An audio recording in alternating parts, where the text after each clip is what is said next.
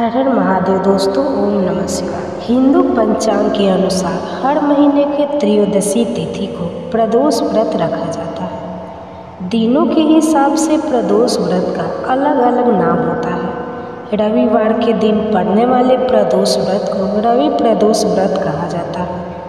प्रदोष व्रत भगवान शिव को समर्पित होता है और साथ ही रविवार के दिन पड़ने के कारण भगवान शिव के साथ साथ सूर्य देवता की भी कृपा प्राप्त होती है। तो रविवार के दिन पड़ने के कारण भगवान शिव के साथ साथ आज के दिन सूर्य देवता का भी आशीर्वाद प्राप्त होता है, जिसके कारण अगर किसी की कुंडली में सूर्य ग्रह से संबंधित कोई दोष है तो उसका भी निवारण किया जा सकता है। तो आज सुनिए रवि प्रदोष व्रत कथा। भगवान शिव को समर्पित और भगवान शिव का आशीर्वाद प्राप्त करने के लिए रवि प्रदोष व्रत के दिन प्रदोष काल से पहले स्नान करके स्वच्छ सफ़ेद रंग के आसन पर सफ़ेद रंग के वस्त्र धारण कर इस कथा को सुनना चाहिए और फिर भगवान शिव को अखंडित चावल आखिर की भोग लगाना चाहिए। पौराणिक कथा के अनुसार एक गांव में एक बहुत ही दीनहीन ब्राह्मण रहा करता था। उसकी पत्नी भी उसी की तरह पूजा पाठ किया करती थी और भगवान में अटूट श्रद्धा रखती थी। उसकी पत्नी हर महीने पड़ने वाले प्रदोष व्रत भी रखा करती थी। उन दोनों का एक ही पुत्र था।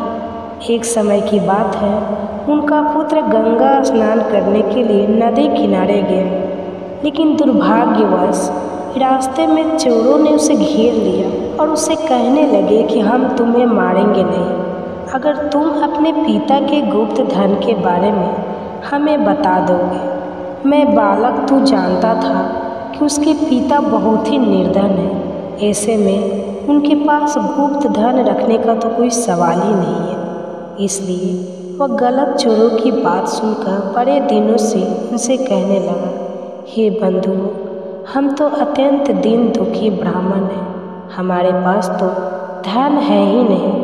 तब चोरों ने उस बालक की बात सुनकर कहा, तो फिर बता तेरी इस पोटली में क्या बना हुआ है। बालक ने बिना किसी आपत्ति के आपकी पोटली खोलकर दिखा दी और कहने लगा, देखिए इस पोटली में तो मेरी माँ ने मेरे लिए रास्ते में खाने के लिए रोटियाँ बनाकर रखी है। तब चोरों ने यह बात देखी तो उन्हें उस लड़के की बातों पर विश्वास हो गया। चोरों के सरदार ने अपने साथियों से कहा कि साथी, यह बालक बहुत ही दीन दुखी मनुष्य है, अतः हम इसे छोड़कर किसी और को लूटेंगे। इतना कहकर चोरों ने उस बालक को जाने दिया। प्रभात चलते चलते एक नगर के बाहर जा पहुंचा। नदी के पास ही एक बरगद का पेड़ था।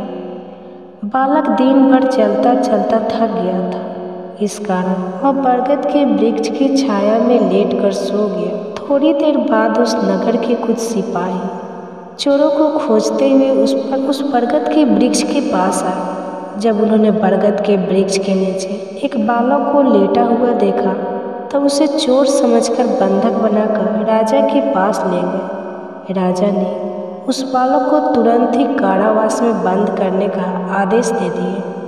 उधर ब्राह्मण कलर सुरक्षा होने पर भी अपने घर वापस नहीं लौटा। तब ब्राह्मण और ब्राह्मणी को अपने पुत्र की बड़ी चिंता हुई।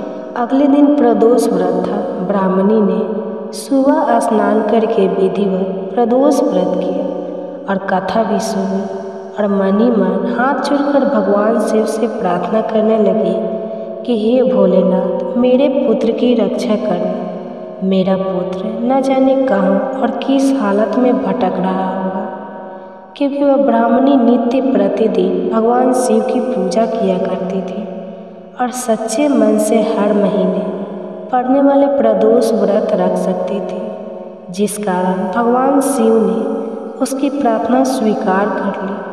उसी रात भगवान शिव ने उस राजा को स्वप्न में दर्शन देकर कहा कि वह बालक चोर नहीं है, इसलिए उसे प्रातः काल ही छोड़ दिया जाए, नहीं तो वह उसका सारा राजपाट, उसका सारा धन वैभव नष्ट कर देंगे। इधर रात के स्वप्न से डरकर राजा ने भगवान शिव की आज्ञा सुनकर उस बालक को कारावास से मुक्त कर दिया और बालक ने अपनी सारी कहानी उस राजा को सुना दी। इस बालक के मुंह से सारी सच्चाई सुनकर राजा ने अपने सिपाहियों को उस बालक के घर भेजा और उसके माता पिता को अपने महल में बुलवाया। उसके माता पिता यह बात सुनकर बहुत डर गए कि राजा ने उन्हें अपने महल में बुलवाया है। उन्हें लगा कि कहीं राजाओं ने कोई सजा दे। डरते डरते जहाँ पर और ब्राह्मण राजा के महल में पहुँचे। महाराजा ने जब उन्हें इस प्रकार देखा तो उसने कहा कि आप बिल्कुल भी मत डरिए, आपका बालक निर्दोष है, इसमें कुछ भी नहीं किया। और इस प्रकार राजा ने उस ब्राह्मण को 5 गाय दान में दे दिए, जिसके कारण विस्तार पूर्वक अपना आगे का जीवन व्यतीत कर सके। भगवान शिव की कृपा से मैं ब्राह्मण परिवार आनंद से रहने लगा, क्योंकि ब्राह्मणी प्रदोष व्रत रखती थी। इस कारण उनके सभी दुख दूर हो गए थे। इस प्रकार जो भी भक्त सच्चे मन से रवि प्रदोष व्रत के दिन भगवान शिव और पूरे शिव परिवार की पूजा करता है और भगवान शिव में अटूट श्रद्धा रखकर अपनी मनोकामना पूर्ति के लिए प्रार्थना करता है, भगवान शिव उनकी सभी मनोकामनाएं पूर्ण करते हैं, उनके सभी कष्ट सभी दुख हर लेते हैं। यह रवि प्रदोष व्रत की कथा अगर आप जानना चाहते हैं रवि प्रदोष व्रत की संपूर्ण पूजा विधि के बारे में, तो मेरे चैनल पर पहले से ही अपलोड वीडियो को आप देख सकते हैं। आज की यह कथा आपको कैसी लगी कमेंट बॉक्स में भोलेनाथ की जय लिखकर मुझे ज़रूर बताइएगा। आने वाले वीडियोज का नोटिफिकेशन पाने के लिए और मेरे चैनल पर हर पूजा पाठ से जुड़ी संपूर्ण विधि और कथाएं सुनने के लिए आप मेरे चैनल को सब्सक्राइब करके बेल आइकन को भी जरूर प्रेस कर दें। नगर की पश्चिम दिशा में बालू घाटी नाम की एक मरुभूमि थी। उसे मरुभूमि में एक बहुत विशाल पेड़ था। पेड़ पर एक चील रहती थी और उस पेड़ के नीचे एक सियारन रहती थी। चील और सियारन दोनों पक्की सहेलियां थी। दोनों में बहुत अच्छी दोस्ती थी। एक दिन बहुत सी महिलाएं नर्मदा नदी के किनारे जितिया व्रत का पूजन कर रही थी। चील और सियारन ने उन दोनों से जाकर पूछा कि आप क्या कर रही हैं। तब महिलाओं ने बताया कि हमने जितिया व्रत किया है, हम जीमूतवाहन भगवान की पूजा कर रहे हैं। संतान की लंबी उम्र के लिए यह व्रत किया जाता है। चील और सियारन दोनों ने वहाँ पर संकल्प लिया कि हम दोनों भी यह व्रत करेंगे। अब चील और सियारन ने दोनों ने व्रत कर लिया। उसी दिन नगर में एक सेठ की मृत्यु हो गई। चील और सियारन दोनों का व्रत था। दोनों को बहुत भूख लगी हुई थी। चील अपने ऊपर नियंत्रण रखा, लेकिन सियारन अपने ऊपर नियंत्रण नहीं रखा। चील ने जैसे ही मरे हुए सेठ की लाश को देखा तो उसने जाकर उसे खा लिया, लेकिन चील का जो व्रत था वह टूट गया। सियारन पूरा व्रत नियम पूर्वक किया। कुछ समय बाद दोनों की मृत्यु हो गई। दोनों ने दूसरा जन्म मनुष्य योनि में लिया। उन दोनों का जन्म भास्कर नामक एक पंडित के घर हुआ। दोनों ने बहन के रूप में जन्म लिया। शीलावती जो बड़ी बहन थी उसका विवाह बुद्धिसेन के साथ कर दिया, और जो छोटी बहन थी कपूर थी उसका विवाह नगर की राजा मलाई केतु के साथ। छोटी बहन का पूरावती नगर की रानी बन गई। कुछ समय बाद बड़ी बहन शीलावती को 7 पुत्रों की प्राप्ति हुई, लेकिन शीलावती जो रानी बनी थी वो जब भी बच्चे को जन्म देती, जन्म के कुछ समय बाद ही बच्चे की मृत्यु हो जाती। उसकी कोई भी संतान जिंदा नहीं रहती थी। अब समस्त बीत गया। शीलावती के 7 बेटे बड़े हो गए। बड़े होकर राजा के यहाँ काम करने लगे। जब शीलावती की छोटी बहन कपूरावती ने उन 7 बच्चों को देखा तो अपनी बहन से बहुत ईर्ष्या हुई। शीलावती ने राजा से कहा कि इन 7 लड़कों के सर कटवा दो। राजा ने बहुत माना किया, लेकिन रानी ने हट पकड़ लिए। राजा ने सभी के सर कटवा दिए। रानी ने सभी के सिरों को ताल में रखकर लाल कपड़े से ढककर महल शीलावती के घर पहुंचा दी। भगवान यह सब कुछ देख रहे थे।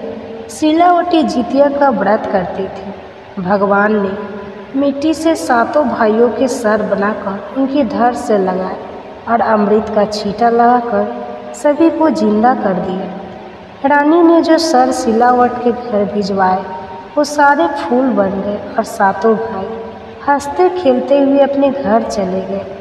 इधर रानी इंतजार कर रही थी कि वहाँ पर शोक का मातम होगा, मुझे वह खबर मिलेगी।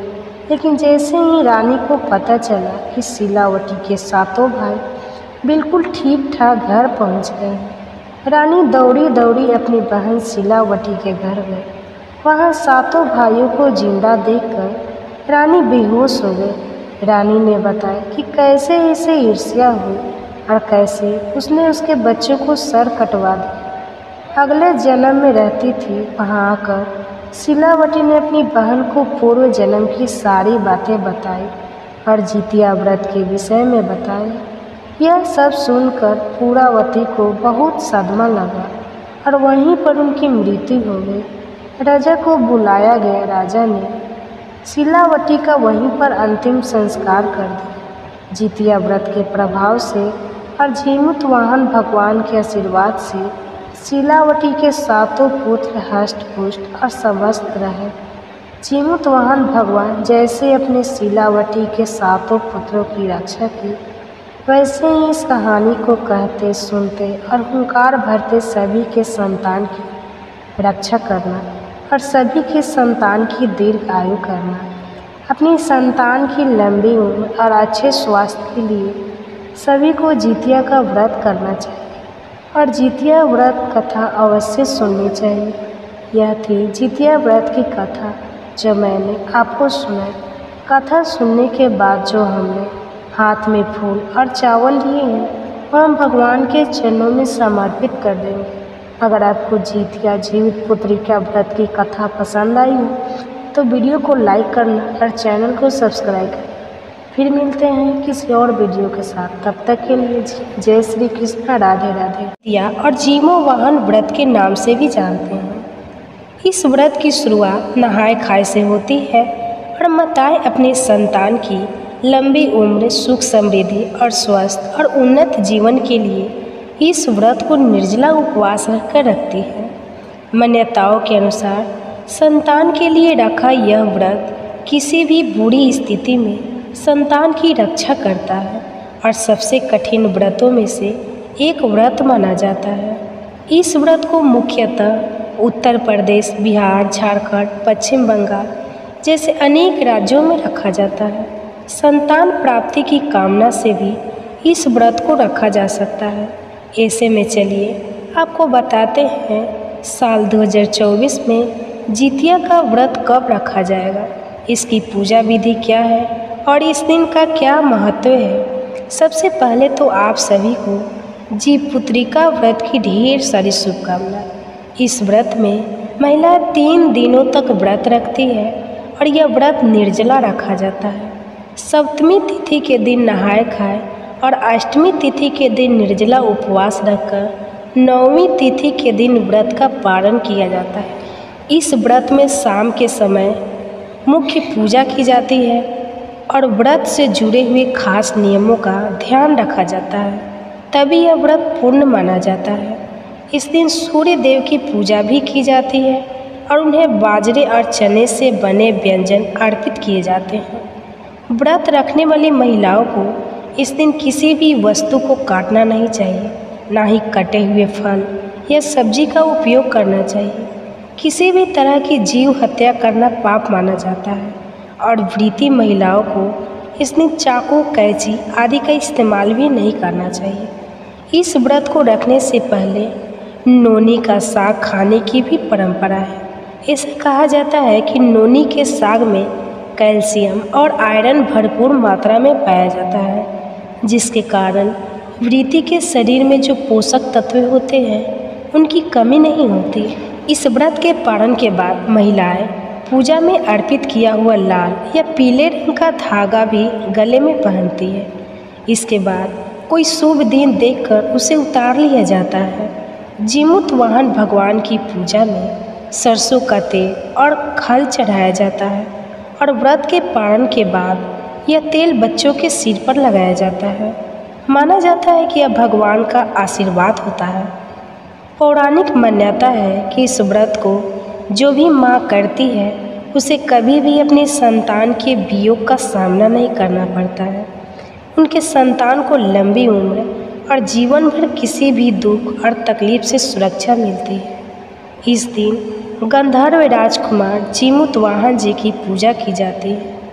महाभारत युद्ध के समय अपने पिता की मृत्यु के बाद अश्वत्थामा बहुत नाराज हुए और क्रोध में वह पांडवों के शिविर में घुस गए। शिविर के अंदर उस समय 5 लोग सो रहे थे। अश्वत्थामा को लगा कि वह लोग पांडव हैं और अपने पिता की मृत्यु का बदला लेने के लिए उन्होंने उन 5 को मार डाला। दरअसल वह द्रौपदी जी की 5 संतानें थीं। इस बात की सूचना जब अर्जुन को मिली तो उन्होंने अश्वत्थामा को बंदी बनाकर उनकी दिव्य मणि छीन ली। अब अश्वत्थामा को और अधिक क्रोध आ गया तो उन्होंने बदला लेने के लिए अभिमन्यु की पत्नी उत्तरा के गर्भ में पल रहे बच्चे को गर्भ में ही नष्ट कर डाला। भगवान श्री कृष्ण ने तब अपने सभी पुण्य का फल उत्तरा की उस आजन्मी संतान को देकर उसे फिर से जीवित कर दिया। मारकर पुनः जीवित होने के कारण उस बच्चे का नाम जीवित पुत्रिका रखा गया। जीवित पुत्री का व्रत रखने की मान्यता है। बेटा हो या बेटी, आप अपनी संतान के लिए इस व्रत को रख सकती है। व्रत के दिन प्रातः काल उठकर स्नान आदि से निर्वित होने के बाद सूर्य देव की उपासना करनी चाहिए। घर के मंदिर में एक चौकी रखकर उस पर लाल रंग का वस्त्र बिछाकर उसके ऊपर थाली रखकर सूर्य नारायण की प्रतिमा रखकर उन्हें दूध से बनाए कराए धूप दीप जलाए, धूप दीप अर्पित करें और भोग लगाने के साथ ही आरती करें। इस दिन मिट्टी या गाय से गोबर से सियार और चील की मूर्ति बनाकर उनकी पूजा की जाती है। कुश से बनी हुई जीमूत वाहन भगवान की पूजा की जाती है। उन्हें धूप दीप अक्षत पुष्प अर्पित किए जाते हैं। व्रत की कथा पढ़ने और सुनने के साथ ही सबसे अंत में आरती करके क्षमा याचना की जाती है। अगले दिन व्रत का पारण करने के बाद ज़रूरतमंद लोगों को दान दिया जाता है। इस बार 2024 में नहाए खाए 24 सितंबर मंगलवार को निर्जला व्रत रखा जाएगा। 25 सितंबर बुधवार को अर्जितिया व्रत का पारण 26 सितंबर गुरुवार के दिन किया जाएगा। अष्टमी तिथि प्रारंभ होगी 24 सितंबर मंगलवार दोपहर 12:04 से और 25 सितंबर बुधवार दोपहर 12:01 पर तिथि समाप्त होगी। इसलिए इस बार 25 सितंबर दिन बुधवार को ही जितिया का व्रत रखा जाएगा। जितिया व्रत की पूजा का शुभ मुहूर्त 25 सितंबर बुधवार को जो है सुबह की पूजा का शुभ मुहूर्त होगा। सुबह 6:10 से 9:12 तक और शाम की पूजा का शुभ मुहूर्त शाम 6:14 से 7:02 तक रहेगा। नौवीं तिथि प्रारंभ होगी 25 सितंबर बुधवार दोपहर 12:01 से और 26 सितंबर गुरुवार दोपहर 12:02 पर तिथि समाप्त होगी। इस दिन सूर्य देव सुबह 6:20 पर होगा। व्रत का पारण किया जाएगा 26 सितंबर गुरुवार सुबह 6:02 से 8:02 के बीच में। जितिया व्रत में कुछ जगह पर एक दिन पहले यानी नहाई खाई के दिन मछली खाकर अगले दिन व्रत रखा जाता है। ऐसा कहा जाता है कि मछली खाकर व्रत रखना शुभ होता है, लेकिन जो लोग शाकाहारी हैं उन्हें मछली इस दिन नहीं खानी चाहिए। वैसे तो इस व्रत को 24 घंटे तक निर्जला ही रखा जाता है, लेकिन कुछ महिलाएं इस व्रत को जो कि बिना जल के नहीं रह सकती, वह जल ग्रहण करके भी रखती है। जितिया व्रत के पारण में मुंडवे की लिट्टी, गेहूं के आटे की, दूध, पीठी, देसी मटर, करी, झींगी, तोरी की सब्जी, अरबी की सब्जी, नोनी साग, पोई साग के पकौड़े, कास फल की सब्जी, खीरे का रायता और तरह तरह के व्यंजन खाए और खिलाए जाते हैं। तो यह थी आज की वीडियो। उम्मीद है आपको पसंद आई होगी। ये उनके भगवत भाव का ज्ञान हो गया। यह देखकर भगवान श्री हरि ने यदुवंशियों को मोहने के लिए वैष्णवी माया फैलाई और कहा, माँ और पिताजी, मैं और भैया बलराम बहुत दिनों से आपके दर्शन करने के लिए तत्पर थे। आज इतने लंबे समय के बाद हमें आपका दर्शन मिला है। जिसका समय माता पिता की सेवा के बिना ही बीतता है, उस पुत्र का तो जीवन व्यर्थ है। वह जननी को कष्ट देने वाला मान गया है। साधु पुरुषों में उसकी निंदा होती है। तात जो गुरु देवता, ब्राह्मण और माता पिता का पूजन सत्कार करते हैं, उन्हीं का जन्म सफल होता है। पिताजी, हम लोग कंस के बल और प्रताप से पराधीन हो गए थे, इसलिए हमारे द्वारा जो आपने कर्तव्य का उल्लंघन हुआ है वह सब आप क्षमा कर दीजिए। ऐसा कहकर दोनों भाइयों ने अपने माता पिता को प्रणाम किया। फिर क्रमशः यदुकुल के सभी बड़े बूढ़ों का चरण स्पर्श किया। इस प्रकार अपने विनय पूर्व बर्ताव से समस्त पूर्वास के मन में अपने प्रति स्नेह भर दिया।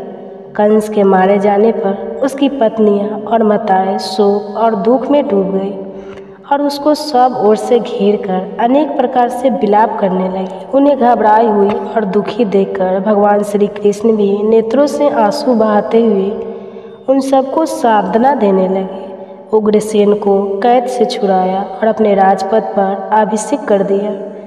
राजसन पर बैठने के बाद उग्रसेन ने अपने पुत्र के और अन्य मरे हुए व्यक्तियों को पाड़ल के कार्य किए। मृतकों के अर्धदैहिक क्रिया करने के बाद जब उग्रसेन फिर से सिंहासन पर बैठे, तब श्री कृष्ण ने उनसे कहा, महाराज, जो भी आवश्यक कार्य हो उसके लिए मुझे निशंक होकर आज्ञा दीजिए। तब तक मैं आपकी सेवा में उपस्थित हूँ। तब तक आप देवताओं को भी आज्ञा दे सकते हैं। फिर इस पृथ्वी के राजाओं की तो बात ही क्या है। उग्रसेन से ऐसा कहकर श्री कृष्ण वायु देवता से बोले, वायु, तुम पास जाओ और उसे मेरा यह संदेश कहो कि इंद्र, तुम अभिमान छोड़कर महाराज उग्रसेन को सुधर्मा सभा दे दो। श्री कृष्ण कहते हैं, यह राजा के योग्य उत्तम रत्न है, इसलिए सुधर्मा सभा में यदुवंश का बैठना सर्वथा उचित है। भगवान के ऐसा कहने पर वायुदल ने सचिपति इंद्र से सब कुछ कहा और इंद्र ने वायु को सुधर्मा सभा दे दी। वह दिव्य सभा सभी रत्नों से संपन्न थी। गोविंद की भुजाओं की छत्र छाया में रहने वाले यादव वायु द्वारा लाई गई उस सभा का उपभोग करने लगे। श्री कृष्ण और बलभद्र संपूर्ण विद्याओं के ज्ञाता तथा पूर्ण ज्ञान स्वरूप थे। तथापि शिष्य और आचार्य की परंपरा को सुरक्षित रखने के लिए उन्होंने कश्यप में उत्पन्न अवंती पुरी निवासी संदीपनी जी के यहाँ विदाधन के लिए यात्रा की। बलराम जी और श्री कृष्ण दोनों भाई शिष्य ग्रहण करके लगातार गुरु की सेवा में लगे रहते थे। उन्होंने अपने आचरण के द्वारा सबको शिष्य के कर्तव्य का उपदेश दिया। 64 दिनों में ही रहस्य और संग्रह अस्त्रों के उपसहार सहित धन वेद का उन्हें पूरी तरह से ज्ञान हो गया। यह अद्भुत बात थी। उनके अलौकिक और अनहोनी कर्मों को देखकर गुरु ने ऐसा समझा कि साक्षात सूर्य और चंद्रमा इन दोनों के रूप में मेरे आए हैं। एक बार केवल बता देने से ही इन दोनों को संपूर्ण अस्त्र शस्त्रों का ज्ञान हो गया। तब उनकी विद्या पूरी हो गई। तब भगवान श्री कृष्ण और बलराम जी ने अपने गुरु से कहा, भगवान, आपको क्या गुरु दक्षिणा दी जाए, बताइए। परम बुद्धिमान गुरु ने भी उनके अलौकिक कर्म का विचार करके अपने मरे हुए पुत्र को मांग लिया, जो प्रभास क्षेत्र में समुद्र के भीतर डूब गया था। तब बलराम और श्री कृष्ण हथियार लेकर समुद्र तट पर गए और समुद्र से बोले, मेरे गुरु के पुत्र को लेकर आओ। समुद्र ने हाथ जोड़कर कहा, भगवान, मैंने शांति पनी के पुत्र का अपहरण नहीं किया है। मेरे भीतर पंचजन्य रहता है, उसका आकार शंख की तरह है। उसी ने उस बालक को पकड़ लिया था और वह दैत्य आज भी मेरे जल में मौजूद है। समुद्र के ऐसा कहने पर भगवान ने जल में प्रवेश करके पंचजन को मार डाला और उसकी हड्डियों का उत्तम शंख ग्रहण किया। जिसका शब्द सुनकर दैत्यों का बल छीन हो जाता है, देवताओं की शक्ति बढ़ती और अधर्म का नाश हो जाया करता है। इसके बाद भगवान श्री कृष्ण और बलराम जी यमपुरी में गए। वहाँ उन्होंने शंखनाद किया और बेवस्त यम को जीतकर गुरु के पुत्र को प्राप्त कर लिया। वह बेचारा वह नरक की यातना भोग रहा था। उसे पहले जैसा शरीर प्रदान कर दोनों भाइयों ने अपने गुरु को अर्पित कर दिया। इसके बाद वे दोनों बंधु उग्रसेन द्वारा पाली मथुरापुरी में चले आए। उनके आने से मथुरा के सभी स्त्री पुरुष प्रसन्न हो गए। महाबली कंस ने जरासंध की पुत्री अप्राप्ति से विवाह किया था। जरासंध मगध देश का बलवान राजा था और बहुत बड़ी सेना अपने साथ लेकर अपने दामाद को मारने वाले यदुवंशियों सहित श्री कृष्ण का वध करने के लिए बड़े क्रोधपूर्वक आया। मथुरा के पास पहुंचकर उसने उस पुरी को चारों ओर से घेर लिया।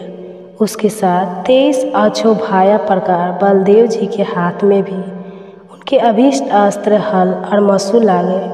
उन दिव्य अस्त्रों को पाकर श्री कृष्ण और बलराम ने महाराज जरासंध को सेना सहित युद्ध में परास्त कर दिया और फिर वे अपनी पुरी में लौट आए। दुराचारी जरास परास्त होकर भी जीते जी लौट गया था, इसलिए श्री कृष्ण ने उसे हारा हुआ नहीं समझा और पुनः अपनी बहुत बड़ी सेना के साथ मथुरा पर चढ़ाया और बलराम जी तथा श्री कृष्ण के परास्त होकर भाग खड़ा हुआ। इस प्रकार अत्यंत दुर्मुख के साथ 18 बार लोहा लिया, अर्थात 18 बार युद्ध किया, लेकिन हर युद्ध में उसे यदुवंश के द्वारा महकी खानी पड़ी। हर बार हार का सामना करना पड़ा। हालांकि उसके पास सेना तो अधिक थी, तभी थोड़ी सी सेना वाले यादव ने उसे मार भगाया। इस अनेक युद्धों में लड़ने पर भी जो यदुवंशियों की सेना सुरक्षित रह गए, यह चक्र पानी भगवान विष्णु के अंश भूत श्री कृष्ण के शाप की महिमा थी। भगवान श्री कृष्ण शत्रुओं पर जो अनेक प्रकार के अस्त्र चलाते थे और मनुष्य धर्म का पालन करने वाले जगदीश्वर की ही लीला थी, जो मन से ही संसार की सृष्टि और श्रृंगार करते हैं। उन्हें शत्रु पक्ष का विनाश करने में कितने परिश्रम की आवश्यकता है, फिर भी मनुष्य के धर्म का अनुसरण करते हुए बलराम से संधि और हीन बलवान के साथ युद्ध करते थे। कहीं सामदान और कहीं भेद की नीति दिखाते हुए कहीं कहीं पर दंड नीति का भी प्रयोग करते थे और ज़रूरत पड़ने पर कहीं कहीं तो युद्ध से पलायन भी कर जाते थे, अर्थात भाग भी जाया करते थे। इस प्रकार वे मानव शरीर की चेष्टा का अनुसरण करते थे। अगर आपको पता हो कि भगवान कृष्ण एक बार जब युद्ध के मैदान से भाग गए थे तो उनका एक नाम पड़ गया था। अगर आप उस नाम को जानते हो तो कमेंट बॉक्स में ज़रूर बताइएगा। इस प्रकार भगवान श्री कृष्ण मानव शरीर में मनुष्य की तरह ही लीला करते थे, जो उनकी इच्छा के अनुसार हुआ करती थी। दक्षिण में एक यवनों का राजा रहता था। उसने अपने पुत्र कालयवन को अपने राज्य पर अभिषिक्त कर दिया और खुद वन में चला गया। कालयवन बल के मध्य से उन्मत्त रहता था। एक बार उसने देवर्षि नारद से पूछा, नारद जी, पृथ्वी पर बलवान राजा कौन कौन से हैं? नारद जी ने यादवों को बलवान बताया। तब उसने हाथी घोड़े रथ सहित खरबों मल सेना की सेना साथ ली और यादवों पर आक्रमण की तैयारी कर दी। अब वह हर दिन अविच्छित गति से यात्रा किया करता और इस प्रकार वो मथुरा को चला गया। यादव के प्रति उसके हृदय में बड़ा रोष था।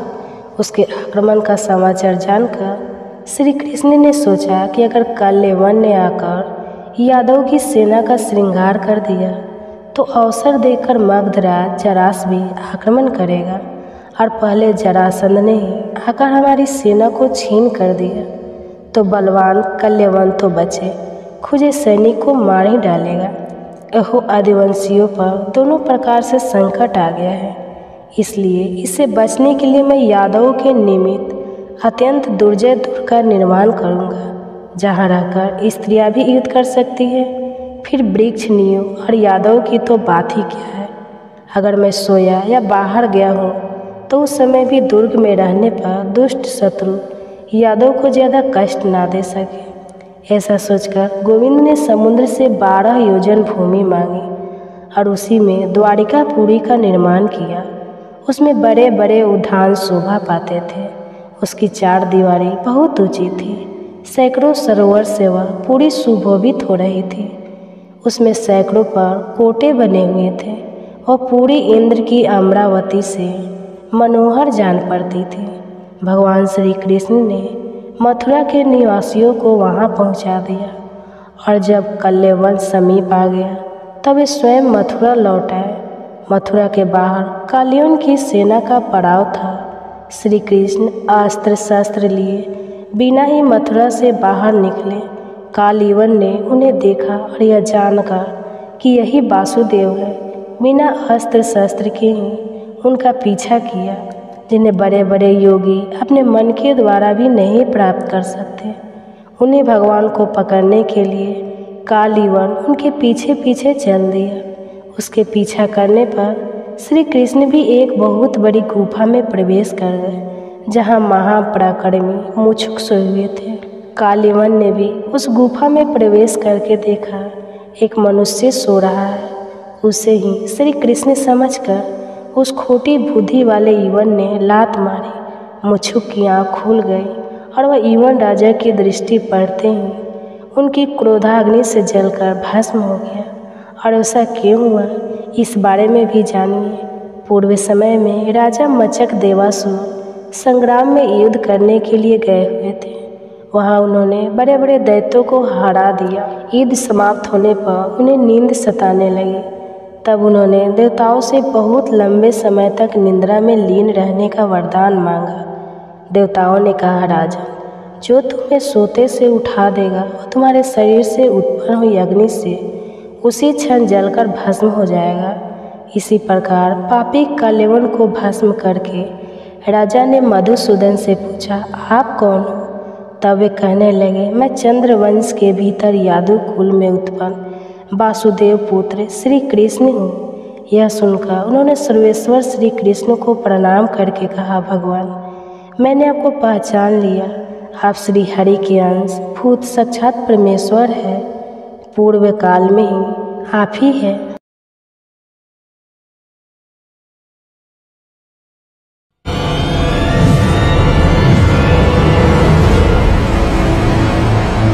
हरे कृष्णा दोस्तों, राधे राधे। आप सभी को संतान सप्तमी की हार्दिक शुभकामनाएं। जिस प्रकार से अहोई अष्टमी का व्रत संतान से जुड़ा हुआ होता है, संतान की दीर्घायु, संतान के सुगत भविष्य और उन्हें हर संकट से बचाने के लिए यह संतान प्राप्ति के लिए रखा जाता है, उसी तरह संतान सप्तम का व्रत भी अपने आप में विशेष महत्व है। इस दिन माता पिता या दोनों में से कोई भी एक संतान सप्तमी का व्रत रख सकते। संतान सप्तमी का व्रत रखने से घर में खुशहाली समृद्धि का आशीर्वाद तो मिलता ही है। इस दिन संतान से जुड़ी हुई हर समस्याओं का निवारण भी हो जाता है। इस शुभ दिन पर भगवान शिव और माता पार्वती जी के साथ ही भगवान श्री कृष्ण के बाल स्वरूप की पूजा करके व्रत की कथा का श्रवण करना चाहिए। तो प्रिय भक्तजनों, अब आपको सुनाते हैं संतान सप्तमी की कथा। आपसे अपनी संतान की दीर्घायु के लिए, उनके सुखद भविष्य की कामना के लिए इस कथा को सच्चे मन से जरूर सुनिए।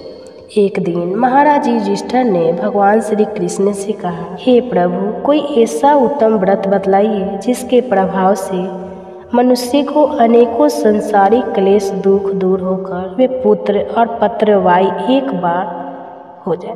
एक बार लोमस ऋषि ब्रह्मराज की मथुरापुर में वासुदेव जी के घर गए। ऋषि राज को आया देखकर वे दोनों अत्यंत प्रसन्न हुए और उनके उत्तम आसन पर बैठाकर उनका अनेक प्रकार से वंदन और सत्कार किया। फिर मुनि के चरणों तक से अपने घर और शरीर को पवित्र किया। वह प्रसन्न होकर उनको कथा सुनाने लगे। कथा को कहते हुए लोमस ऋषि ने कहा कि हे देवकी, दुष्ट दुराचारी पापी कंस ने तुम्हारे कई पुत्र मार डाले हैं, जिसके कारण तुम्हारा मन अत्यंत दुखी है। इसी प्रकार राजा नहुष की पत्नी चंद्रमुखी भी दुखी रहा करती थी, किंतु उसने संतान सप्तमी का व्रत विधि विधान सहित, जिसके प्रताप से उनको संतान का सुख मिला। यह सुनकर देवकी जी ने हाथ जोड़कर मुनि से कहा, हे ऋषिराज, कृपा करके रानी चंद्रमुखी का संपूर्ण वृत्तांत और इस व्रत को विस्तार सहित मुझे बताइए, जिससे मैं भी इस दुख से मुक्ति पा सकूं। तब लोमस ऋषि ने कहा, हे देवकी, अयोध्या के राजा नहुस थे। उनकी पत्नी चंद्रमुखी अपने नाम के अनुरूप ही अत्यंत सुंदर थी। उनके नगर में विष्णुगुप्त नाम का एक ब्राह्मण रहता था, जिसकी पत्नी का नाम भद्रमुंची और सुंदरी थी। रानी और ब्राह्मणी में अत्यंत प्रेम और मित्रता थी। एक दिन वे दोनों सरयू नदी में स्नान करने के लिए गई। वहाँ उन्होंने देखा कि अन्य बहुत सी स्त्रियाँ सरयू नदी में स्नान करके निर्मल वस्त्र पहनकर एक मंडप में शंकर जी और पार्वती जी की मूर्ति स्थापित करके पूजा कर रही थी। रानी और ब्राह्मणी ने यह देखकर उन स्त्रियों से पूछा कि बहनों, तुम यह किस देवता का और किस कारण से पूजन व्रत आदि कर रही हो? यह सुनकर स्त्रियां कहने लगी कि हम संतान सप्तमी का व्रत कर रहे हैं और हमने भगवान शिव और पार्वती जी का पूजन और अक्षत आदि से ससुपचार विधि से किया है कि सब इसी पुण्य व्रत का विधान। यह सुनकर रानी और ब्राह्मणी ने भी इस व्रत को करने का मन ही मन संकल्प लिया और फिर वे दोनों अपने घर वापस लौट आई। ब्राह्मणी भद्रमुंची चंद्रमुखी राजमत के कारण कभी इस व्रत को करती, कभी नहीं करती, कभी भूल हो जाती। कुछ समय के बाद दोनों की मृत्यु हो गई। अपने दूसरे जन्म में रानी बंदरिया और ब्राह्मणी ने मुर्गी की योनि पाई, परंतु ब्राह्मणी मुर्गी की योनि में भी कुछ नहीं भूली और भगवान शंकर तथा माता पार्वती जी का ध्यान करती रही। उधर रानी बंदरिया की योनि में भी सब कुछ भूल गए। कुछ समय के बाद दोनों ने यह देह भी त्याग दी। अब इनका तीसरा जन्म फिर से मनुष्य योनि में। उस ब्राह्मणी ने एक ब्राह्मणी के यहाँ कन्या के रूप में जन्म लिया और उस ब्राह्मण कन्या का नाम भूषण देवी रखा तथा विवाह गोकुल निवासी अग्निशल ब्राह्मण से कर दिया गया। भूषण देवी इतनी सुंदर थी कि वह आभूषण रहित होते हुए भी अत्यंत सुंदर लगती थी। यहाँ तक कि कामदेव की पत्नी रति भी उसके सम्मुख लज्जा थी। भूषण देवी के अत्यंत सुंदर सर्वगुण संपन्न चंद्रमा के समान धर्मवीर, कर्मनिष्ठ, सुशील स्वभाव वाले 8 पुत्र हुए। ये सब भगवान शिव के इस दिव्य और पावन व्रत का ही पुनीत फल था। दूसरी ओर शिव विमुख रानी के गर्भ से भी कोई पुत्र नहीं हुआ। वह निसंतान दुखी रहने लगी। रानी और ब्राह्मणी में जो प्रीति पहले जन्म में थी वह अब भी बनी रही। रानी जब वृद्धावस्था को प्राप्त होने लगी तब उसके गूंगा, बहरा और बुद्धिहीन अल्पायु वाला एक पुत्र हुआ। वह भी 9 वर्ष की आयु में इस क्षण भंगुर संसार को छोड़कर चला गया। अब तो वह रानी पुत्र शोक से अत्यंत दुखी और व्याकुल रहने लगी। देवयोग से भूषण देवी ब्राह्मणी रानी के यहाँ अपने पुत्रों को लेकर पहुँची। रानी का हाल सुनकर उसे भी बहुत दुख हुआ, किंतु इसमें किसी का क्या वश। कर्म और प्रारब्ध के लिखे हुए को तो स्वयं ब्रह्मा जी भी नहीं मिटा सकते। रानी कर्म थी, अपने संकल्प को भूल गई थी, इसी कारण उसे दुख भोगना पड़ा। इधर रानी ब्राह्मणी के इस वैभव और 8 पुत्रों को देखकर उसमें मन में ईर्ष्या करने लगी और उसके मन में पाप उत्पन्न हो गया। उस ब्राह्मणी ने रानी का दुख दूर करने के निमित्त अपने 8 पुत्र रानी के पास छोड़ दिए। रानी ने पाप के वशीभूत होकर उन ब्राह्मणी पुत्रों की हत्या करने के विचार से लड्डू में विष मिलाकर उन सभी को खिला दिया, परंतु भगवान शंकर और माता पार्वती की कृपा से एक भी बालक की मृत्यु नहीं हुई। यह देखकर रानी तो अत्यंत आश्चर्यचकित हो गई और इस रहस्य का पता लगाने की उसने मन में ठान ली। इधर भगवान की पूजा से निर्मित होकर जब भूषण देवी रानी के पास आई तो रानी ने उससे कहा, मैंने तुम्हारे बालकों को लड्डू में जहर मिलाकर खिलाए, लेकिन इनमें से एक भी नहीं मरा। तुमने ऐसा कौन सा दान पुण्य व्रत किया है जिसके कारण तुम्हारे पुत्र नहीं मरे और तुम नित्य नए सुख भोग रही हो? तुम्हारा तो बड़ा सौभाग्य है। इसका भेद तुम मुझसे निश्चक होकर समझाओ। मैं तुम्हारी बड़ी रानी रहूँगी। रानी के ऐसे दीन वचन सुनकर भूषण ब्राह्मणी कहने लगी, सुनो, तुमको 3 जन्म का हाल कहती हूँ, सो ध्यान पूर्वक सुनना। पहले जन्म में तुम राजा नहुस की पत्नी थी और तुम्हारा नाम चंद्रमुखी था। मेरा नाम भद्रमुखी था और मैं तब ब्राह्मणी थी। तुम अयोध्या में रहते थे और मेरा और तुम्हारा बड़ा प्रेम था। एक दिन तुम दोनों सरयू नदी में स्नान करने गए और दूसरी स्त्री को संतान सप्तमी का उपवास शिव जी का पूजन अर्चन करते देखकर हमने भी इस उत्तम व्रत को करने की प्रतिज्ञा की, किंतु तुम सब भूल गई और झूठ बोलने का दोष तुमको लगा, जिसे तुम आज भी भोग रही हो। और मैंने इस व्रत को आचार विचार सहित नियम पूर्वक सदैव किया और आज भी करती हूँ। दूसरे जन्म में तुमने बंदरिया का जन्म लिया और मुझे मुर्गे की योनि मिली। भगवान शंकर की कृपा से इस व्रत के प्रभाव तथा भगवान को इस जन्म में भी मैं नहीं भूली और निरंतर उस व्रत को नियम अनुसार करती रही। तुम अपने बंदरिया के जन्म में भी उस संकल्प को भूल गई। मैं तो समझती हूँ कि तुम्हारे ऊपर यह जो भारी संकट है उसका एकमात्र यही कारण है और दूसरा इसका कोई कारण हो ही नहीं बहन। इसलिए तो मैं कहती हूँ कि आप सभी संतान सप्तमी के व्रत को विधि सहित करें, जिससे आपका यह संकट दूर हो जाएगा।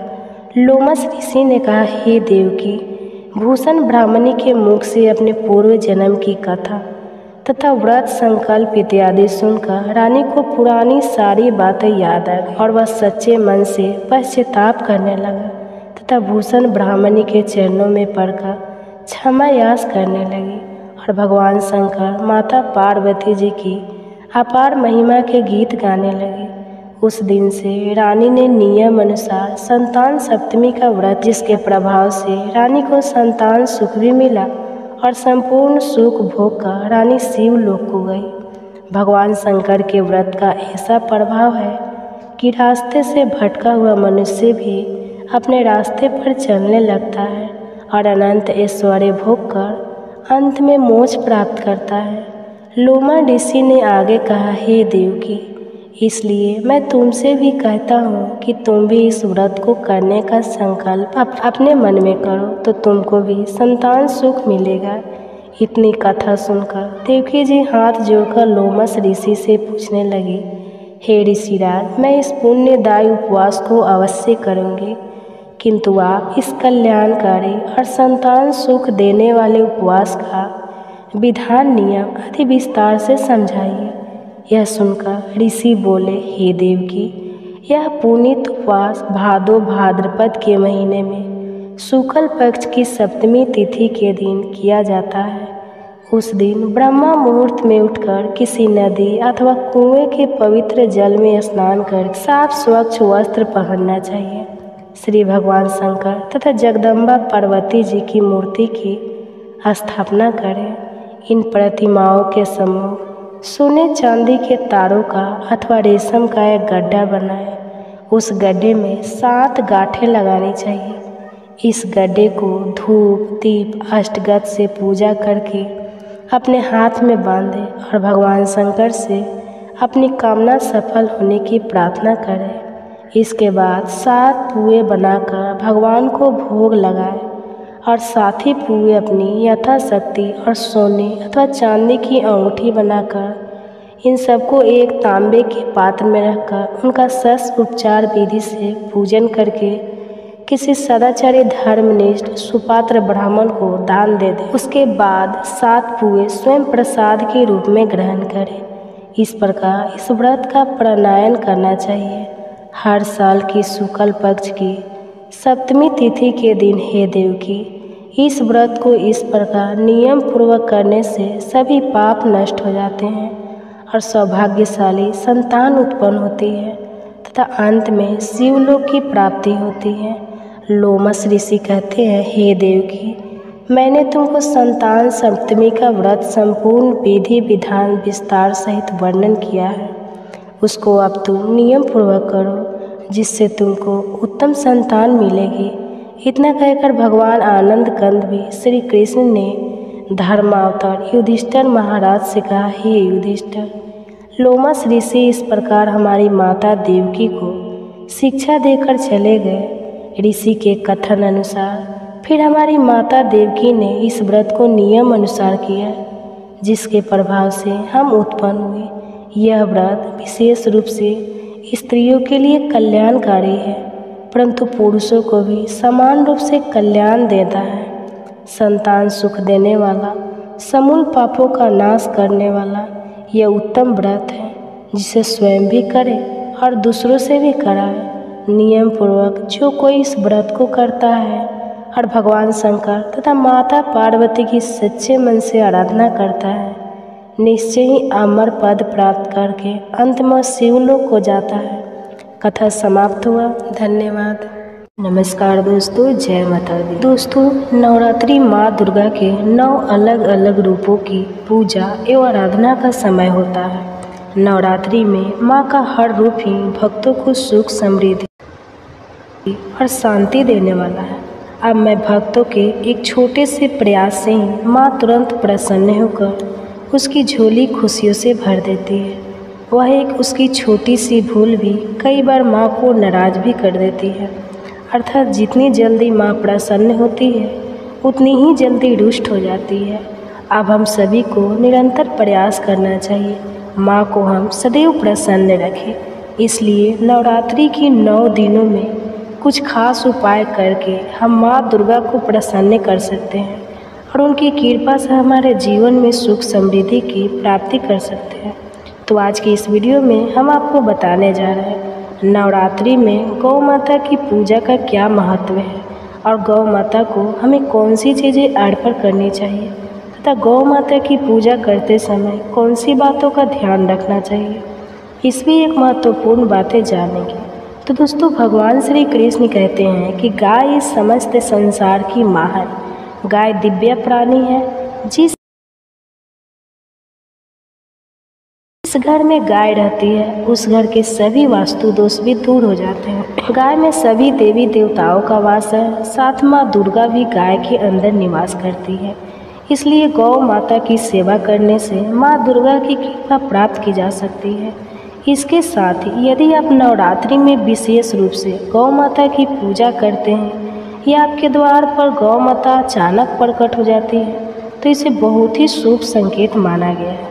इसलिए यदि आपके भी द्वार पर नवरात्रि के 9 दिनों के दरमियान गौ माता आती है, तो उनका आदर सम्मान अवश्य करें। धर्म ग्रंथों के अनुसार गाय में सभी देवी देवताओं का निवास है, अतः गाय की पूजा करने से समस्त देवी देवताओं की पूजा का फल प्राप्त होता है। घर पर कभी नक्षत्रों का प्रभाव पड़ता है। गाय की रीढ़ की हड्डी में है सूर्य केतु नाड़ी होती है, जो सूर्य की किरणों से इस समय सुरक्षा हर बात करती है। तो यह स्वर्ण रक्षा गाय के दूध में विद्यमान होते हैं, जो मनुष्य के लिए अमृत के समान है। इससे शर्मनाक हार के कारण ही गाय के दूध का रंग हल्का पीला होता है। तो आइए जानते हैं नवरात्रि में गौ माता की पूजा करने से मनुष्य को कौन से फल मिलते हैं। साथ ही घर से वास्तु दोष नष्ट करने के लिए हमें कौन से उपाय करने चाहिए। और उससे पहले अगर आपने चैनल को सब्सक्राइब नहीं किया है, तो इसे सब्सक्राइब कर लीजिए, ताकि आपको ऐसे आध्यात्मिक जानकारी वाले वीडियो देखने को मिल सके। तो दोस्तों, सनातन हिंदू धर्म है गाय शास्त्रों के अनुसार गाय के शरीर में 33 कोटि देवी देवताओं के साथ माँ दुर्गा की निवास करती है। और जो भी जातक नवरात्रि में गौ माता की पूजा करता है, उस पर माँ दुर्गा की विशेष कृपा बरसती है। जो भी गाय की सेवा करता है, उन्हें माता के समान मानता है, तो गौ माता उस पर आने वाले सभी संकट, सभी विपदाओं को हर लेती है। तो गौ माता कामधेनु है, समस्त प्रजाति की हर मनोकामना पूर्ण करने वाली है। कहा जाता है कि सूर्यास्त के पश्चात जब गौ माता वंश घर पर लौटती है और उसके घरों से जो धूल उड़ती है, उससे मनुष्य के सभी पाप धुल जाते हैं। अगर व्यक्ति क्रोधी है, पढ़ाई में कमज़ोर है, बोलने में असमर्थ है, तो व्यक्ति को गौ माता को नवरात्रि के 9 दिनों के द्वार पर हरा चना खिलाना चाहिए। इससे बुध ग्रह की दिशा ठीक हो जाती है और सभी दिक्कतें दूर होती है। गौ का दान करना शास्त्रों में अत्यंत ही शुभ फलदायी माना गया है। अगर आपके मंगल दशा खराब है तो नवरात्रि में ही किसी गरीब व्यक्ति को गुड़ का दान अवश्य करें। अगर नवग्रहों की शांति और शनि की दशा ठीक करना चाहते हैं तो नवरात्रि में काली गाय का दान कष्टों से मुक्ति मिलती है। अगर कोई कार्य रुका हुआ है, कितने भी प्रयास करने पर उसमें सफलता नहीं मिलती है, तो मनुष्य को नवरात्रि के 9 दिनों के दरमियान द्वार पर आए गौ माता को रोटी खिलाकर उनकी अपनी मनोकामना अवश्य पूरी करनी चाहिए। तो गौ माता की नियमित पूजा करने से महालक्ष्मी प्रसन्न होती है और घर की आर्थिक स्थिति मजबूत हो जाती है। पितृदोष को दूर करने के लिए अमावस्या के दिन गौ माता को रोटी, गुड़ और चना खिलाना फायदेमंद होता है। नवरात्रि में गौ माता की पूजा करने से नवग्रह शांत होते हैं। बच्चे अगर कहने से बाहर हो, नवरात्रि में गौ माता को उनके हाथों से भोजन कराना, नवरात्रि में गौ माता को पानी अवश्य पिलाना चाहिए और गुड़ खिलाने से धन धान्य की प्राप्ति होती है। गौ माता की पीठ पर एक युबर खबर है, उसको बाढ़ में सूर्य केतु नारी होती है। रोजाना सुबह गौ माता की पीठ पर हाथ फेरने से रोगों का नाश हो जाएगा। यदि कोई शुभ कार्य अटका हुआ है और कई प्रयत्न करने के बाद भी सफलता नहीं मिलती है, तो इस नवरात्र के किसी भी दिन गौ माता की रोटी में गुड़ मिलाकर खिलाना है और गौ माता के कान में जय माँ दुर्गा अवश्य करें और अपनी मनोकामना यह नवरात्रि के 9 दिनों के दौरान की गई गौ माता आपके घर के सामने बैठकर आराम करती है, तो आपको समझ जाना चाहिए कि माँ दुर्गा आपसे अत्यंत प्रसन्न है और आपके जीवन में कभी कोई बाधा नहीं आएगी।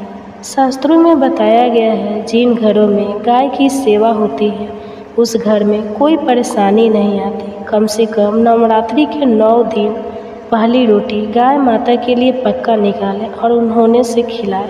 ऐसा करने से गौ माता के आशीर्वाद से घर में कभी भी धन धान्य की कमी नहीं होगी। नवरात्रि में नवमी के दिन हवन करते समय गौ माता के पंचगव्य कहा अवश्य प्रयोग करें और हवन कुंड में गौ माता के गोबर से बने उपले अवश्य प्रज्वलित करें। नवरात्रि में गौ माता की सेवा परिक्रमा करने से इंसान भय मुक्त होता है, वह सभी तीर्थों का पुण्य का लाभ प्राप्त होता है। गौ माता के गोबर से निर्मित शुद्ध धूप बत्ती दुर्गा माता के सामने अवश्य लगाएं। इससे घर का वातावरण शुद्ध होगा और सभी प्रकार के नकारात्मक ऊर्जा नष्ट हो जाएगी। यह बात ध्यान से भी भोजन नवरात्रि में द्वार पर आए गौ माता भोजन कराए बिना नहीं लौटाना चाहिए, इसे पाप के समान माना गया है। गौ माता के रूप में आई माँ दुर्गा आपके घर से खाली हाथ लौट जाएगी और आपको माँ का आशीर्वाद प्राप्त नहीं होगा। इसलिए गौ माता को कभी भी पैर नहीं लगाना है, गौ माता को डंडे से नहीं मारना चाहिए। गाय की हत्या करना सबसे बड़ा पाप माना गया है, इसलिए अपनी प्यारी गौ माता को कभी भी कष्ट न दें। नवरात्र में गौ माता के गले में घंटी अवश्य बांध दें। घंटी की ध्वनि आपके द्वार पर बजेगी तो आपको मृत्यु से बचेंगे, तो आपके घर के सभी प्रकार के नकारात्मक ऊर्जा नष्ट होती है और सकारात्मक ऊर्जा का संचार होता है। गौ माता के दूध में सूर्य तो पाया जाता है, इसलिए नवरात्रि में गौ माता के दूध का सेवन अवश्य करें और माँ दुर्गा को गौ माता के दूध से बनी खीर अवश्य चढ़ाएं। इससे आपके जीवन में चल रही सभी प्रकार की परेशानियाँ समाप्त हो जाएगी। शास्त्रों में कहा गया है, जो भी तन मन धन से गौ माता की सेवा करता है वह गौ माता की पूंछ पकड़ता है, वह तरनी नदी को पार कर जाता है, उसकी अकाल मृत्यु नहीं होती और मृत्यु के पश्चात गोलोक धाम में वास मिलता है। यदि किसी व्यक्ति का भाग्य कमज़ोर है तो व्यक्ति को अपने हथेलियों में गोरा कहे गौ माता की जीत से छोटा है। गौ माता के अजीतने से व्यक्ति की खोई हुई भाग्य रेखा खुल जाती है और गौ माता का आशीर्वाद प्राप्त होता है। तो दोस्तों, यह थे वो महत्वपूर्ण बातें जो गौ माता के विषय में आपको ज़्यादा आवश्यक थी जानना। अगर ये जानकारी आपको पसंद आई हो तो वीडियो को लाइक करें और कमेंट में जय माँ दुर्गा जरूर लिखें। इस महीने में प्रतिदिन श्रीमद् भागवत महापुराण की कथा सुननी चाहिए। इससे सभी प्रकार के पापों का नाश होता है, घर में सुख समृद्धि आती है और मोक्ष की प्राप्ति होती है। तो आज के अध्याय में श्री सुखदेव जी कहते हैं, परीक्षित भगवान श्री कृष्ण सबके मन की बात जानते हैं। वे ब्राह्मणों के परम भक्त, उनके कलेश के नाशक तथा संतों के एकमात्र आश्रय हैं। वे पूर्वक प्रकार से उन ब्राह्मण देवता के साथ बहुत देर तक बातचीत करते रहे। अब वे अपने प्यारे सखा उन ब्राह्मण से तनिक मुस्कुराकर विनोद करते हुए बोले। उस समय भगवान श्री कृष्ण उन ब्राह्मण देवता की ओर प्रेम भरी दृष्टि से देख रहे थे। भगवान श्री कृष्ण ने कहा, ब्राह्मण, आप अपने घर में मेरे लिए क्या उपहार लाए हैं? मेरी प्रेमी भक्त जब प्रेम से थोड़ी सी वस्तु भी मुझे अर्पण करते हैं तो वह मेरे लिए बहुत हो जाती है, परंतु मेरे भक्त यदि बहुत सी सामग्री भी मुझे भेंट करते हैं तो उससे मैं संतुष्ट नहीं होता। जो पुरुष प्रेम भक्ति से फल फूल अथवा पता पानी में से कोई भी वस्तु मुझे समर्पित करता है तो मैं शुद्ध चित्त भक्त का वह प्रेम भार केवल स्वीकार ही नहीं करता बल्कि तुरंत भोग लगा लेता हूँ। पर भगवान श्री कृष्ण के ऐसा कहने पर भी उन ब्राह्मण देवता ने लज्जावश उन लक्ष्मीपति को वे 4 मुट्ठी चूड़े नहीं दी। उन्होंने संकोच से अपना मुंह नीचे कर लिया था। परीक्षित भगवान श्री कृष्ण समस्त प्राणियों के हृदय का एक एक संकल्प और उनका अभाव भी जानते हैं। उन्होंने ब्राह्मण के आने का कारण उनके हृदय की बात जान ली। अब विचार करने लगे कि एक तो यह मेरा प्यारा सखा है, दूसरे इसने पहले कभी लक्ष्मी की कामना से मेरा भोजन नहीं किया है। इस समय ये अपनी पतिव्रता पत्नी को प्रसन्न करने के लिए उसी के आग्रह से यहाँ आया है। अब मैं इसे ऐसी संपत्ति दूंगा जो देवताओं के लिए भी अत्यंत दुर्लभ है।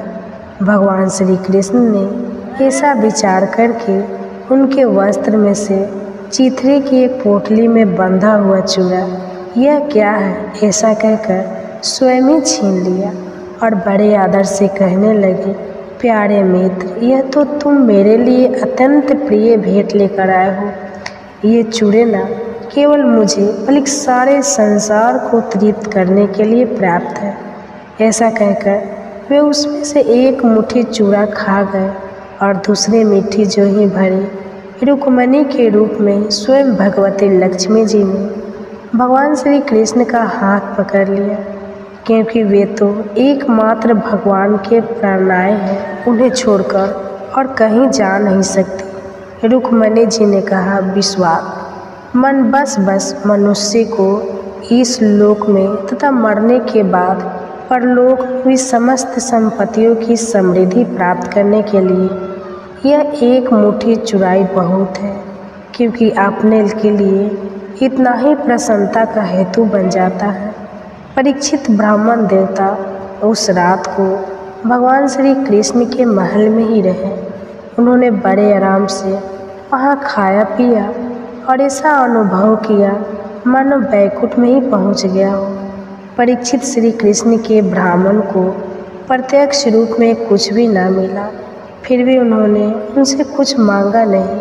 वे अपने चित्त की करतूत पर कुछ लज्जित से होकर भगवान श्री कृष्ण के दर्शन जनित आनंद में डूबते उतरा अपने घर की ओर चल पड़े। वे मन ही मन सोचने लगे, अहो कितने आनंद और आश्चर्य की बात है। ब्राह्मण को अपना इष्ट देव मानने वाले भगवान श्री कृष्ण की ब्राह्मण भक्ति आज मैंने अपनी आँखों से देख ली। धन्य है जिनके वक्षस्थल पर स्वयं लक्ष्मी जी सदा विराजमान रहती है। उन्होंने मुझ अत्यंत दरिद्र को अपने हृदय से लगा लिया।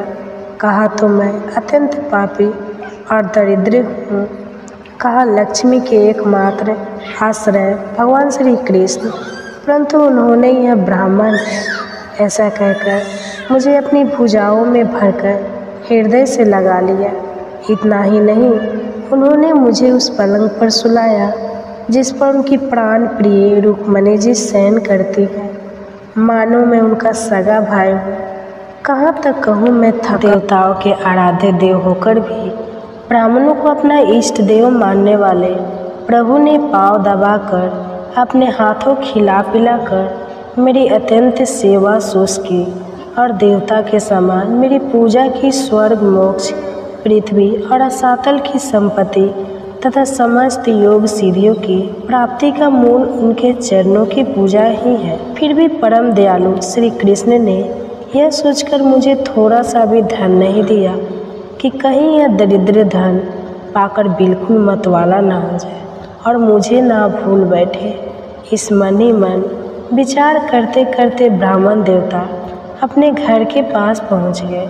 वे वहां क्या देखते हैं कि सब का सब स्थान सूर्य, अग्नि और चंद्रमा के समान तेजस्वी रत्न निर्मित महलों से घिरा हुआ है। ठोर ठोर चित्र विचित्र उपवन और उद्यान बने हुए हैं तथा उनमें झुंड के झुंड रंग बिरंगे पंछी कलवर कर रहे हैं। सरोवर में कामुदनी तथा श्वेत नील और सुगंधी भांति भांति के कमल खिले हुए हैं। सुंदर सुंदर स्त्री पुरुष बन ठन इधर उधर विचर रहे हैं। उस स्थान को देखकर ब्राह्मण देवता सोचने लगे, मैं यह क्या देख रहा हूँ? यह किसका स्थान है? यदि यह वही स्थान है जहाँ मैं रहता था तो यह ऐसा कैसे हो गया? इस प्रकार वे सोच ही रहे थे कि देवताओं के समान सुंदर सुंदर स्त्री पुरुष गाजे बाजे के साथ मंगल गीत गाते हुए उस महाभाग्यवान ब्राह्मण की अगवानी करने के लिए आए। पति देव का शुभ गमन सुनकर ब्राह्मणी को अपार धन हुआ और वह हड़बड़ाकर जल्दी जल्दी घर से निकल आई। वह ऐसी होती थी मानो मूर्तिमती लक्ष्मी जी ही कमल वन से पधारी हो। पति देव को देखते ही पतिव्रता पत्नी के नेत्रों में प्रेम और उकट्ठा के आवेग से आंसू छलकर उसने अपने नेत्र बंद कर लिए। ब्राह्मणी ने बड़े प्रेम भाव से उन्हें नमस्कार किया और मन ही मन आलिंगन भी। प्रिय परीक्षित ब्राह्मण पत्नी सोने का हार पहनी हुई दासियों के समान अत्यंत सौभाग्यमान एवं दिव्यान हो रही थी। उसे इस रूप में देखकर वे विस्मित हो गए। उन्होंने अपनी पत्नी के साथ बड़े प्रेम से अपने महल में प्रवेश किया। उनका महल क्या था? मानो देवराज इंद्र का निवास स्थान। इसमें मणियों के सैकड़ों खंभे खड़े थे, हाथी के दांत से बने हुए और सोने के पात्र में से मरे हुए। हरे कृष्णा दोस्तों, राधे राधे। दोस्तों, भाद्रपद महीना भगवान श्री कृष्ण को बहुत ही प्रिय है। इस महीने में प्रतिदिन श्रीमद् भागवत महापुराण की कथा सुननी चाहिए। इससे सभी प्रकार के पापों का नाश होता है, घर में सुख समृद्धि आती है और मोक्ष की प्राप्ति होती है। तो आज के अध्याय में श्री सुखदेव जी कहते हैं, परीक्षित भगवान श्री कृष्ण सबके मन की बात जानते हैं। वे ब्राह्मणों के परम भक्त, उनके कलेश के नाशक तथा संतों के एकमात्र आश्रय हैं। वे पूर्वक प्रकार से उन ब्राह्मण देवता के साथ बहुत देर तक बातचीत करते रहे। अब वे अपने प्यारे सखा उन ब्राह्मण से तनिक मुस्कुराकर विनोद करते हुए बोले। उस समय भगवान श्री कृष्ण उन ब्राह्मण देवता की ओर प्रेम भरी दृष्टि से देख रहे थे। भगवान श्री कृष्ण ने कहा, ब्राह्मण, आप अपने घर में मेरे लिए क्या उपहार लाए हैं? मेरी प्रेमी भक्त जब प्रेम से थोड़ी सी वस्तु भी मुझे अर्पण करते हैं तो वह मेरे लिए बहुत हो जाती है, परंतु मेरे भक्त यदि बहुत सी सामग्री भी मुझे भेंट करते हैं तो उससे मैं संतुष्ट नहीं होता।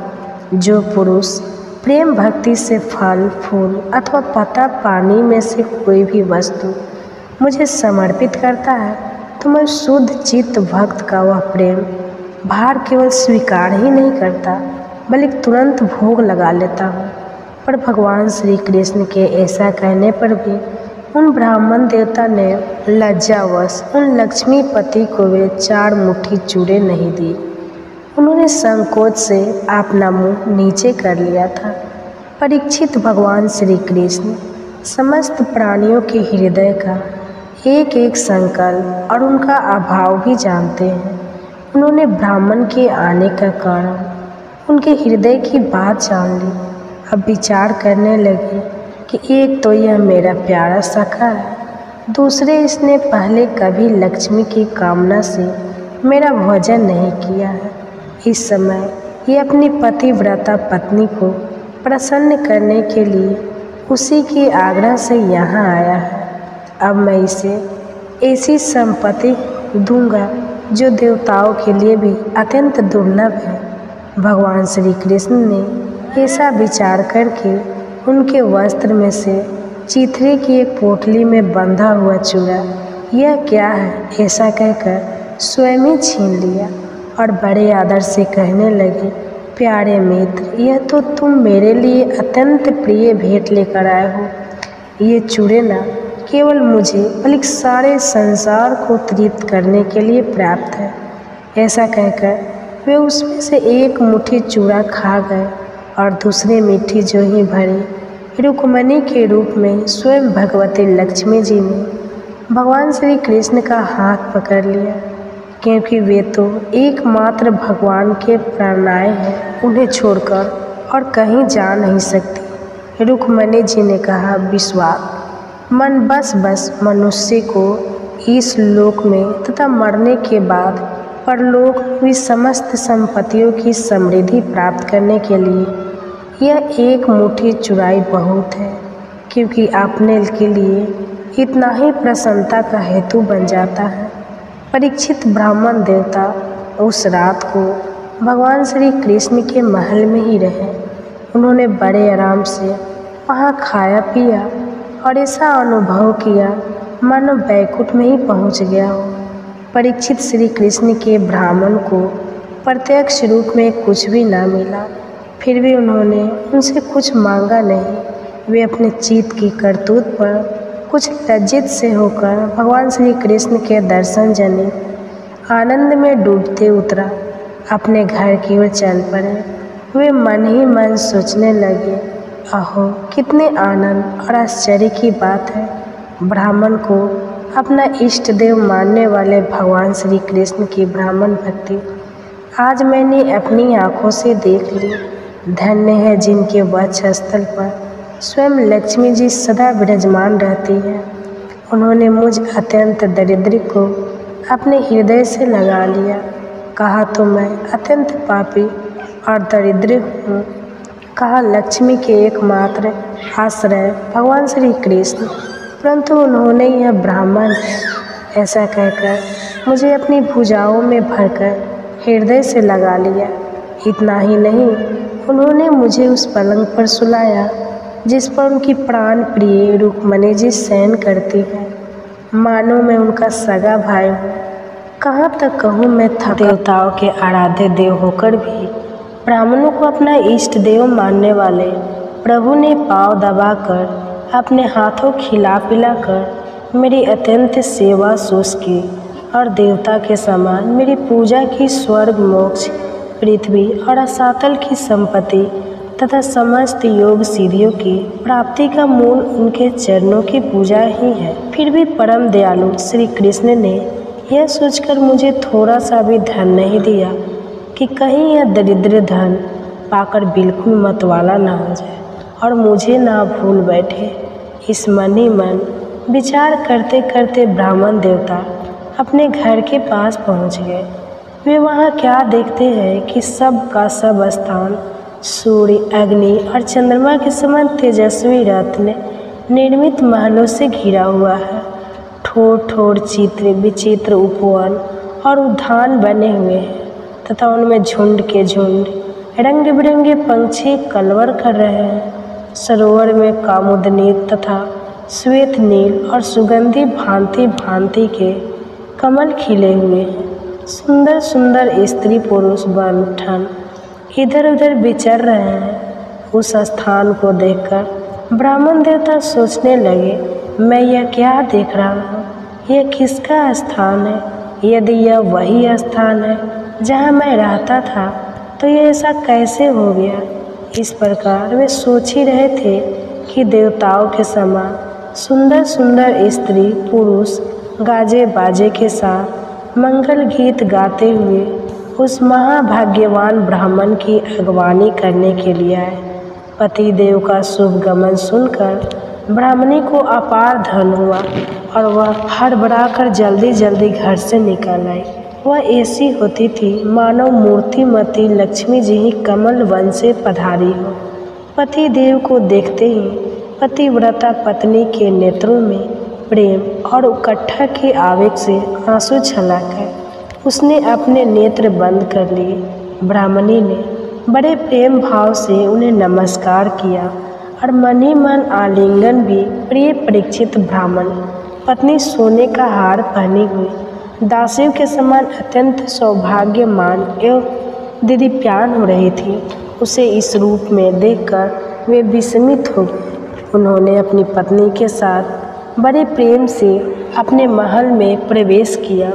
उनका महल क्या था, मानो देवराज इंद्र का निवास स्थान। इसमें मणियों के सैकड़ों खंभे खड़े थे, हाथी के दांत से बने हुए और सोने के पात्र में से मरे हुए पलंगों पर दूध की फैन की तरह श्वेत और कोमल बिछौना बिछ रहे थे। बहुत से चौर वहाँ रखे हुए थे जिसमें सोने की डंडियाँ लगी हुई थी। सोने के सिंहासन सौभाग्यमान हो रहे थे जिन पर बड़ी कोमल कोमल गद्दियाँ लगाई गई थी। ऐसे चंदों भी झिलमिला रहे थे जिनमें मोतियों की लड़ियाँ लटक रही थी। सफ्टविन मणि के स्वच्छ भीतों पर पन्ने की पिचकारी की हुई थी। रत्न निर्मित स्त्री मूर्तियों के हाथों में रत्नों के दीपक जगमगा रहे थे। इस प्रकार समस्त संपत्तियों की समृद्धि देखकर और उसका कोई प्रत्यक्ष कारण न पाकर बड़ी गंभीरता से ब्राह्मण देवता विचार करने लगे कि मेरे पास इतनी संपत्ति कहाँ से आ गई। वे मन ही मन कहने लगे, मैं जन्म से ही भाग्यहीन और दरिद्र हूँ, फिर मेरी इस संपत्ति समृद्धि का कारण क्या है। अवश्य ही परमेश्वर सली यदुवंश शिरोमणि भगवान श्री कृष्ण की कृपा कटाक्ष के अतिरिक्त और कोई कारण नहीं हो सकता। यह सब कुछ उनकी करुणा की ही देन है। स्वयं भगवान श्री कृष्ण पूर्ण काम और लक्ष्मीपति होने के कारण अनंत भोग सामग्रियों से युक्त है। इसलिए वे याचक भक्त को उसके मन का भाव जानकर बहुत कुछ दे देते हैं, परंतु उसे समझते हैं बहुत थोड़ा, इसलिए सामने कुछ कहने नहीं। मेरे यदुवंश शिरोमणि सखा श्याम सुंदर सचमुच उससे भी बढ़कर उदार है, जो समुद्र को भर देने की शक्ति रखने पर भी किसान के सामने ना बरस कर उसके जोश जाने पर रात में बरसता है और बहुत बरसने पर भी थोड़ा ही समझता है। मेरे प्यारे सखा श्री कृष्ण देते हैं बहुत पर उसे मानते हैं बहुत थोड़ा, और उनका प्रेमी भक्त यदि उनके लिए कुछ भी कर दे तो वे उसको बहुत मान लेते हैं। देखे तो मैंने उन्हें केवल एक मुट्ठी चूड़ा भेंट किया था, पर उदास शिरोमणि श्री कृष्ण ने उसे कितने प्रेम से स्वीकार कर दिया। मुझे जन्म जन्म उन्हीं का प्रेम, उन्हीं की हितैषिता, उन्हीं की मित्रता और उन्हीं की सेवा प्राप्त हुआ। मुझे संपत्ति की आवश्यकता नहीं, सदा सर्वदा उन्हीं गुणों के एकमात्र निवास स्थान महानुभाव भगवान श्री कृष्ण के चरणों में मेरा अनुराग बढ़ता जाए और उन्हीं के प्रेमी भक्तों का सत्संग प्राप्त हो।